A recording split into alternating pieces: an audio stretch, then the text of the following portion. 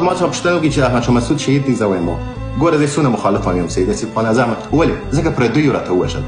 زه دا وایم چې موږ افغانان چې هر مشکل سره لرو، زه او تاجک سره وژنو، زه او آزاد چا شي پردي په منځ کې ځای نه ورکوم. زه د احمد شاه مسعود سپی تر هغو عربو بهتره ګڼم چې دی راته ووژل. د احمد شاه مسعود سپی صحیح دی دغه. ولې په عین وخت کې کله چې زما د ملي ګټو خبره شي، زه خپل د پلار لیازم نه کوم احمد شاه مسعود خو پرېږده، زوی خو پرېږده. موږ وایو چې دغه جغرافیه ده، دغه خاوره ده. هغه څوک چې زموږ دوستي او دشمني بس د خدای د رضا لپاره او د وطن د ګټو لپاره ده، په دې کې شخصي موضوع نه راځي. هر څوک چې د وطن لپاره کار وکړي موږ یې ملاتړي یو، هر څوک چې د وطن خلاف اسیب خان ځي موږ یې مخالف یو. دا ډېر واضح پالیسي ده. دقیق او همدغه ده، بل لاره موږ نه لرو. کله چې د ملي مسایل راځي، د وطن موضوع راځي، په هغه کې موږ هیڅ هغه نه لرو. زما غږ خوشته دی ستانګي ورور اورم سم سی اورم. هغه کې موږ هیڅ ځان دپاره بارز نه سو کېښودلی، که هغه زموږ د کورنۍ